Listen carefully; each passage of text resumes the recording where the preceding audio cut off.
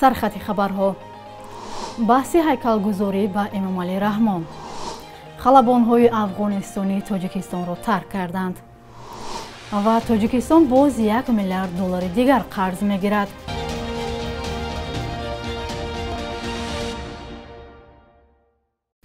درود، به برنامه نوید بامدادی خوش آمدید.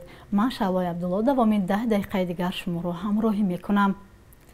نشریه تاجیکستان پیشنهاد 2 نفر را نشر کرد که میگویند باید به امامعلی رحمان پرزیدنت کشور هیکل گذاشت. معلوم نیست که این اندیشه چقدر پشتیبانی دارد، ولی آن سری چند وقت رو میزند و ممکن است مقامات رسمی در پس آن باشند.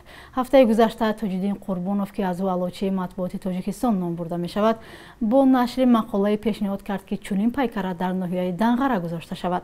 در پی آن ظریف غلام ادیب و حقوقشناس تاجیک در مطلب دیگری در این نشریه روز 8 سپتامبر نوشته است زادگاه امامعلی رحمان دهه کانگورت ناحیه تیمور ملیک است و باید هیکل او در این دهه قامت افروزد. این دو پیشنهاد بحث هیکل کسی را دوباره زنده کرد که پیشوای ملت اساسگذاری صلح و وحدت ملی نامیده می شود. معمولا اکثر پیشنهادها در مورد پرزیدنت تاجیکستان از جمله دادن مقام پیشوای ملت نیست از چنین پیشنهادهای 1 یا 2 نفر در مطبوعات آغاز شدند. امامعلی رحمان که از سال 1992 به تاجیکستان راهبری میکند، از جمله راهبران دراز عمر سیاسی آسیای مرکزی است که هنوز هیکل ندارد. در قانون پیشوای ملت اساسگذاری صلح و وحدت ملی بند ویژه‌ای در مورد گذاشتن مجسمه به امامعلی رحمان ذکر شده است، اما در آن گفته می شود پس از وفاتش به پیشوای ملت در پایتخت تاجیکستان و زادگاهش مجسمه گذاشته شود. مطلب رادیو آزادی را در این باره در سامانه ما بخوانید. خلبان‌ها یا پیلوت‌هایی که میانه ماه آگوست از افغانستان به تاجیکستان فرار کرده بودند، شب 9 و 10 نوامبر با کمک ایالات متحده آمریکا از این کشور بیرون شدند. این خواهش خود پیلوت‌ها بود که بارها درباره‌اش صدا بلند کردند. آنها از آینده خود اظهار نگرانی کرده بودند. پیلوت‌ها را اول به کشور سیوم و بعدا به آمریکا انتقال می‌دهند. همکارانمان مولا رجب یوسفی و نگار فضل‌الدین در فرودگاه بودند و گزارش را همراه می‌بینیم. خلبان‌ها دوام قریب 3 ماه است که در تاجیکستان هستند و در آسایشگاه در دره رامیت نگهداری می‌شدند. آنها بارها از بی سرنوشته خود نگرانی کرده بودند. از تاجیکستان به کشور دیگر انتقال دادن خواهش خود پیلوت‌ها بود که بارها درباره‌اش صدا بلند کردند. آنها از نیمه‌های آگوست پس از فرار از افغانستان در تاجیکستان بودند و بارها از آینده خود نگرانی کردند. گفته می شود که در میان آنها 2 بانو نیز هست که یکی از آنها باید همین روزها تولد کند. بجز از پیلوت‌ها باز چند عائله دیگر افغانستانی از جمله روزنامه‌نگاران را از تاجیکستان به کشور دیگر میبرند.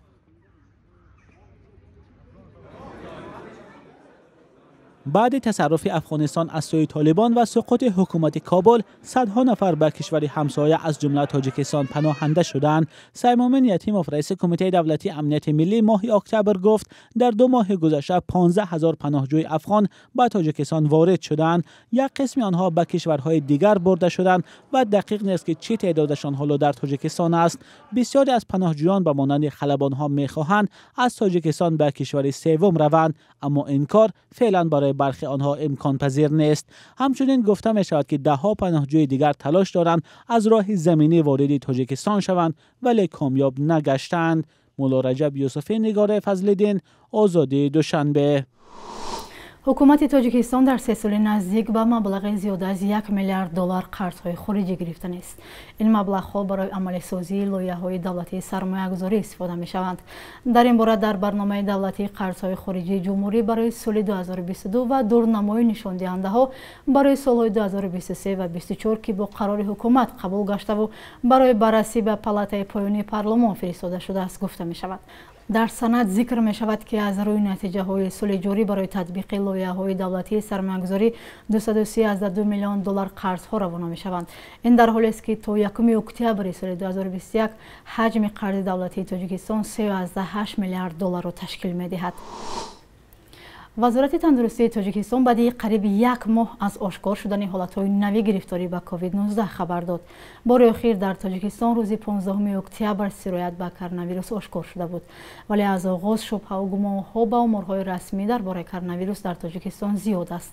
дафтари матбуоти вазорати тандурустӣ шоми 9 ноябр хабар дод ки 2 ҳолати нави сироят ба коронавирусро сабт карда 2 нафари дигар аз ин беморӣ сиҳат шуданд.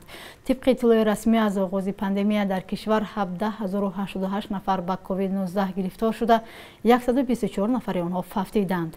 рақамҳои эълонкардаи вазорати тандурустӣ ҳамеша шубҳаву гумонҳоеро ба миён овардааст ки ва бархи мутахассисон теъдоди воқеии гирифторшудагон ва фавтидагон аз COVID-19-ро бештар аз омори мақомот медонанд.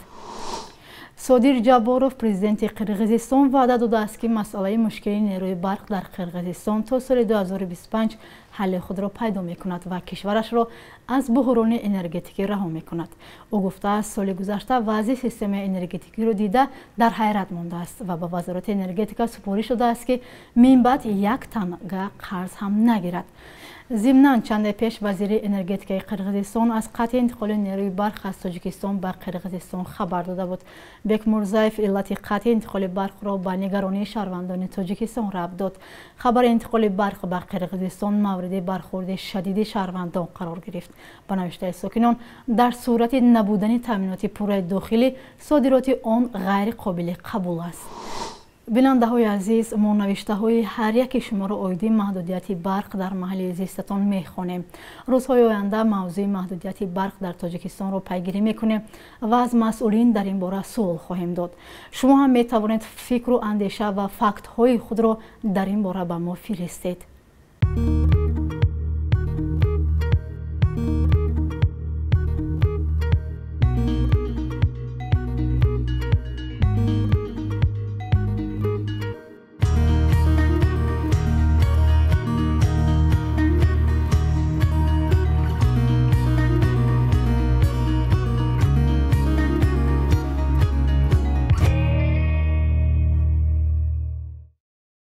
ҳукумати тоҷикистон аз 1 январи соли оянда барои шаҳрвандони 52 кишвар реҷаи бидуни раводиди якҷониба ҷорӣ мекунад.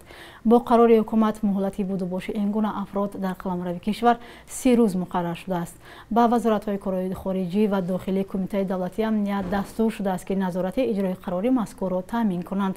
вазорати корои хориҷӣ ба огоҳии кишварҳои дахлдор барои ҷорӣ гардидани реҷаи бидуни раводиди якҷониба масъул шудааст.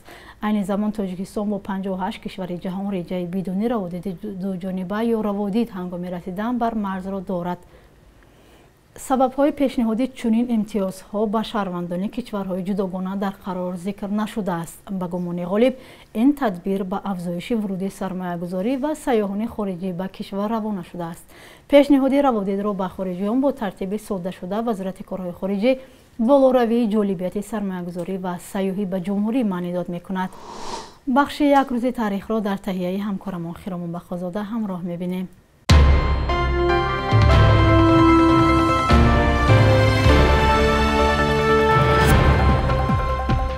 дар пайи маҳкум кардани аҳди сталинӣ дар давраи Никита Хрушчёв рӯзи 10 ноябри соли 1961 номи пойтахти Тоҷикистони шӯравӣ дубора аз Сталинобод ба Душанбе иваз карда шуд. он замон мақомот тамоми ҳайкалҳои Сталинро аз кӯчаҳои пойтахту дигар шаҳру навоҳӣ ҳам барчиданд.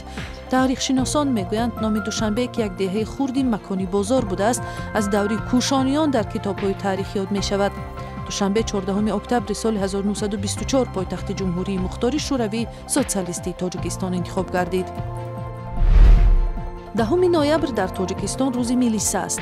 таърихи милисаи тоҷик амалан аз соли 1917 вақте аввалин ҷузу томҳои корҳои дохилии сурх дар Хуҷанд таъсис ёфтанд оғоз мегирад. дар таҷлили иди милиса солҳои гузашта президент Эмомалӣ Раҳмон дар баробари ситоиш аз мубориза бо ҷинояткорӣ ба вуҷуди шиканҷаву қонуншиканиҳо дар миёни сохторҳои ҳифзи қонун таъкид кардааст. 10 ноябри соли 2018 дар ҷашни иди палав дар Душанбе ки анъанаи ҳарсолаи тирамоҳӣ шудааст, беназмӣ рух дод ва мардуми зиёде ҷамъшуда ба деги калони ош ҳамла карданд. оши яктоннаӣ бо заҳмати 8 соатаи 6 ошпаз таҳияшуда дар 20 дақиқа бо сабаби беназмиҳо холӣ шуд. баъди ин ҳар ҷашни ид зери назорати қавии мақомот барпо мешавад. امروز قرب دلار و روسیه نسبتاً بالا رفته. حالا 100 دلار به 1129 سومون و 45 درم و 1000 روبل روسی را 158 سومونی و 80 درم می توانید عوض کنید.